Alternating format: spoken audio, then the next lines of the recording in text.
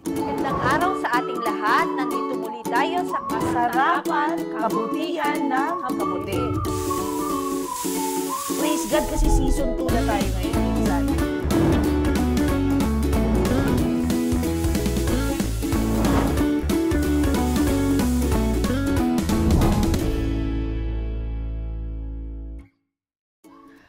Masayang-masayang panunood po sa ating mga ka-KKK.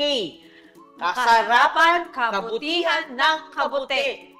Ayan. Ngayon pong ating episode na ito, episode 5 na ng season 2 natin, ay ito yung pinaka-paborito ko talaga, Tessa. Paborito ko yan. Ang vegetarian sinigang na mushroom. Wow, vegetarian sinigang na mushroom, no? At bago tayo pumunta dun sa masarap na pagkain yan, pumunta muna tayo doon sa verse para masarap na salita ng Panginoon.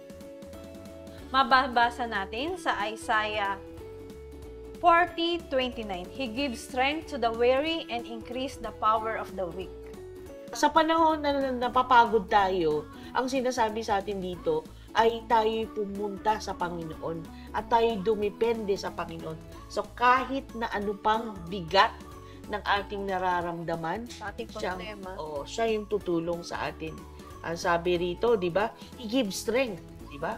So siya ang magbibigay sa atin ng lakas.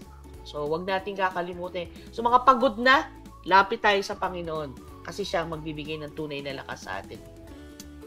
At dahil dyan, ay pupunta naman na tayo doon sa tinatawag natin kabutihan. Anong kabutihan ng sinigang? Okay, ang ating main dyan ay tamarind. Oo, sampalok talaga. At saka yung masarap yung sampalok talaga na pinipiga. Oo, hindi yun yung gagawin natin. Ayan ang may pinakamasarap na gawin. Ano ba ang tamarind? Para saan yan? Para sa tiyan natin, nakakaayos siya ng pag-circulate ng tiyan natin. Circulate ng tiyan. Oo, Yung kumbaga, tamang digestion oo, ng tama. tiyan. So, yung nakakatulong yan sa constipation, nakakatulong yan sa kalusugan ng ating tiyan. At ganoon din naman, ito ay nakakatulong din sa gallbladder natin. Oo. So, maganda pala ang sinigang, no? Ang tamarind. So, kaya abang-abangan natin tong recipe ito, no? At titingnan po natin kung paano ito lutuin ng tama, Hindi yung powder-powder lang, no? Totoo talaga. Kaya, wag na wag kayong aalis. Wag niyong ililipat yung inyong cellphone o kung ano man. Manatili kayo at babalik talaga kami.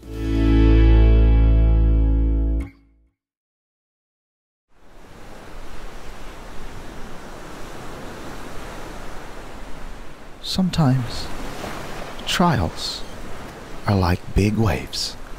They knock you down. Sometimes, you get a chance to get up. And sometimes, oops, don't worry, you'll be alright.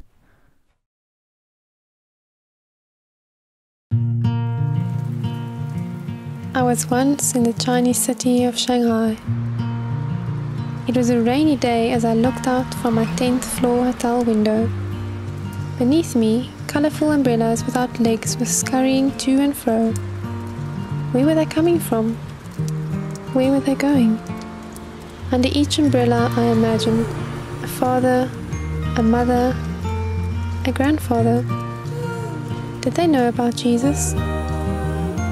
I'm not sure, but I'm glad Jesus knows about them.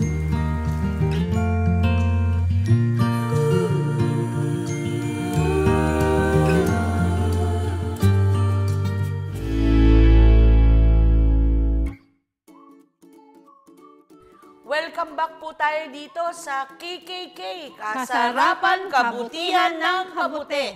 Ayan, mga tagapanood natin, maraming salamat po sa inyong pagstay, sa inyong panonood. Kasi ngayon po, ito po yung masaya nating kakainin kasi paborito natin to. Sinigang, ayan, sinigang. Masarap ito sa pagkamalamig, ayan. Tapos mainit-init na sabaw, no? Pero masarap din ito sa tag-init. Bakit? Kasi paborito lang po talaga namin yung sinigang. Okay. So, ano bang mga ingredients natin sa sinigang? Okay. Siyempre, gagamit tayo ng mushroom, tokwa, itong talong, at saka itong labanos, at saka sitaw, at saka yung ating Kangkong. Ang kangkong. Wow. Wow. At Ayan. saka okra.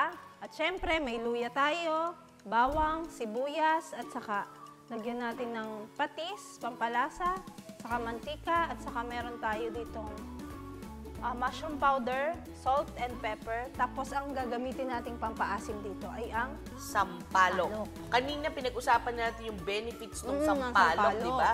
So maganda po yan na napag-usapan natin kanina. Actually, yung iba dito, pwede rin yung gabi.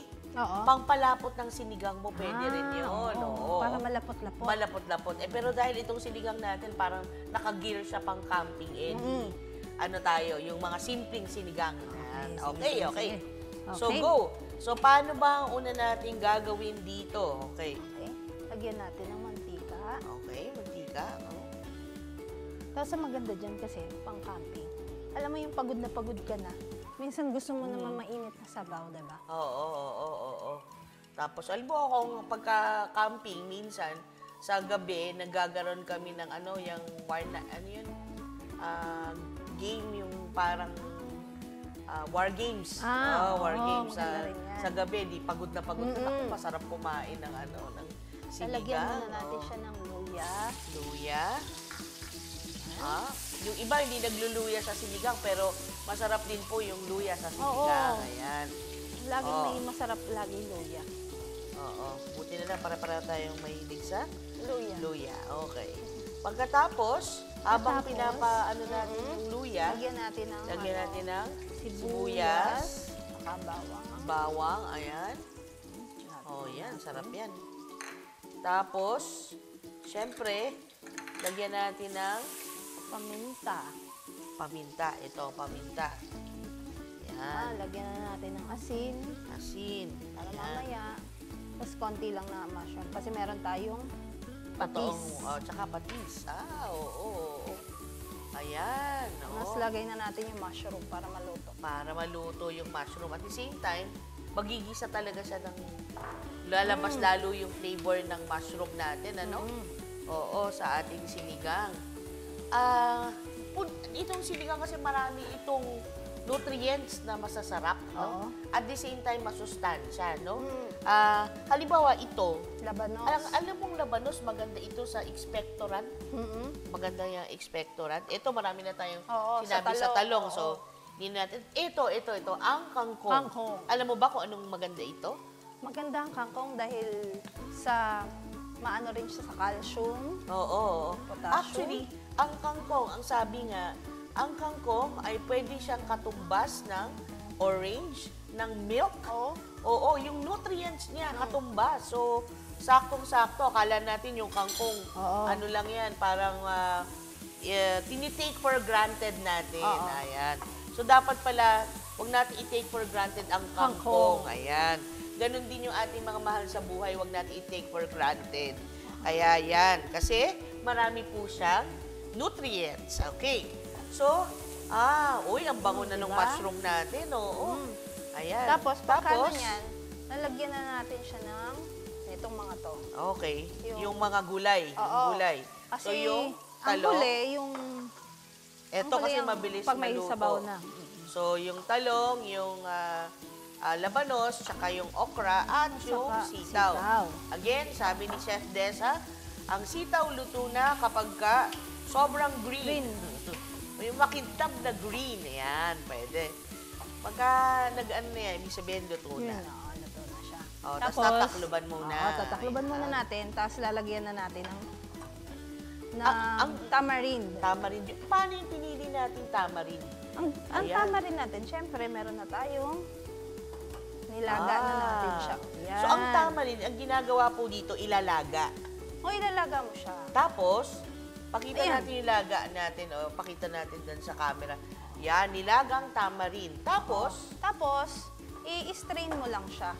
ah, Paglagay mo na siya, gaano i-strain. karami, yan yung magandang tanong, gaano karaming sampalok ang kinakailangan sa isang lutuin ng sinigang? Ako kasi madami para maasim na siya. Oo, gusto ko rin nga yung mas. Ganyan kadami? Oh, ganyan na dami. Wow! Ano yung pipigain pa? Pwede naman siguro kung gusto mo, konti lang yung tama rin mo. Pero para mas madaling umasim siya. Ah, Yan. so depende. So, ang gagawin lang natin, pakukuluan. O, papakuluan Tapos siya. i-strain. Yung iba kasi, pinipisot pa yan eh. Oo, yung iba. Pero ano na siya eh, oh.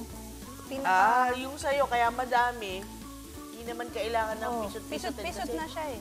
Okay. Pinakuluan lang niya. Ayos yun na yun. yung ano niya. Tapos saka mo siya i-drain. Wow. Alright. Wow. Oh, yun talaga yung fresh na. Fresh talaga na.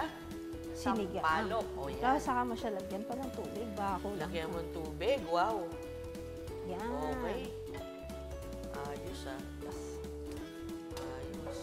Tayo na lang natin siyang kumulo. Pagkakulo, lagay na natin yung kangkong. Alright. Sige. Saka yung tokwa natin. Tokwa. Ayan. Ito na yung parang pinakakarne natin. No? Oo.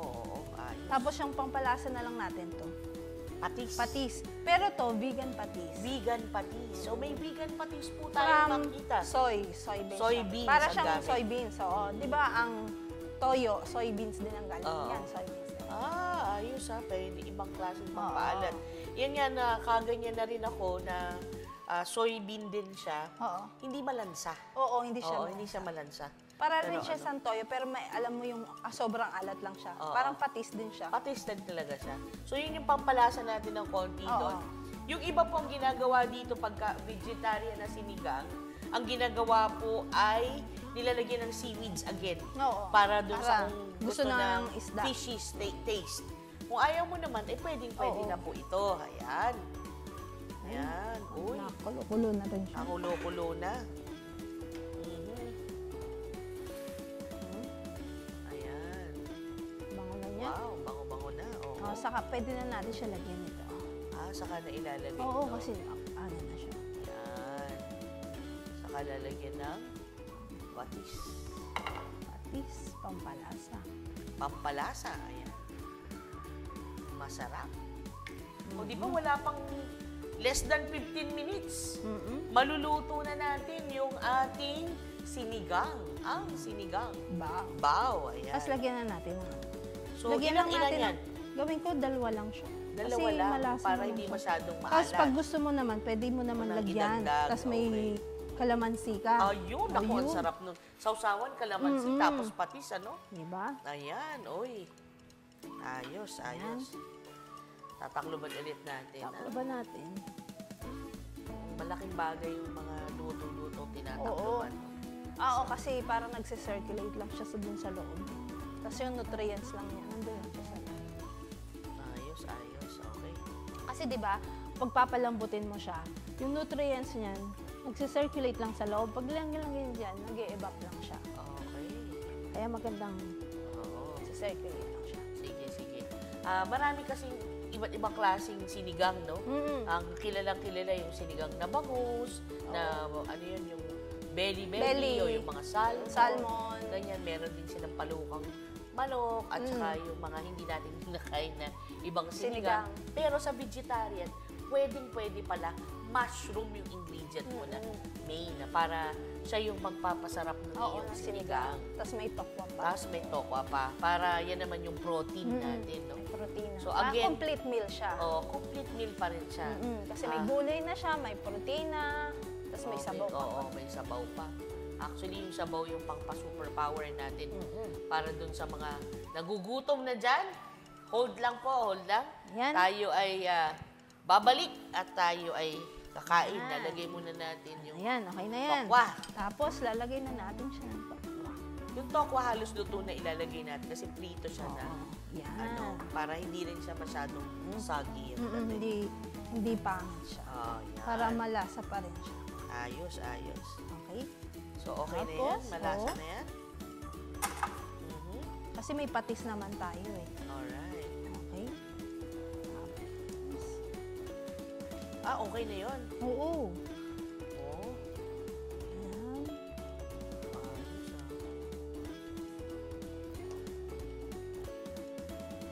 So, yung tokwa mo prito na talaga, tapos lalagay mo lang. Tapos Para may kasamang ulam. No? Oo, at saka mas ano pa siya. Ang parang, dahil prinito mo, nag-add pa ng flavor. Kesa sa yung ano lang, Plain lang. plain No? lang siya. Ayan na siya. Alright. Kuha tayo ng Kutsara. kutsara. Mm. Serving spoon. Ayan, okay na. Ako na lang papatikim. Pwede Ikaw ka na. namang makitikim. Okay, bago nito. Si Desa naman ngayon mag-pray. Okay, manalangin tayo. Thank you, Lord, for this food. May you bless this. In Jesus' name we pray. Amen. Amen. Amen. Ating mahiwagang Kanin. kanin. So, konti lang. Isang kutsara lang. Para po malasahan natin ng maigi.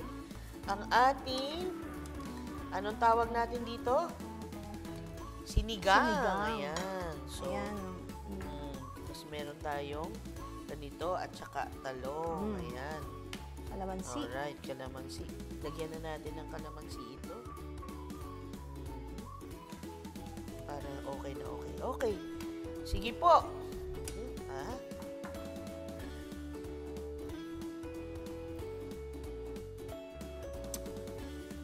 Wow! Yan. Asim. Kilig sa asim. Ayos ah. Talagang masarap. Talagang sinigang siya. Sinigang talaga yung naka sa TV. Naku, panis kapag ito talagang Oo. maasim. Ay, kasi ano talaga siya? O, kita nyo naman yung sampalok Galing natin. sa sampalo. Mm. Tapos ang dami pang sampalo. Ang ganda talaga kapag natural way mo siya. Kaysa sa yung mga synthetic na mga pampaasim. So, totoo ka dyan, totoo ka dyan.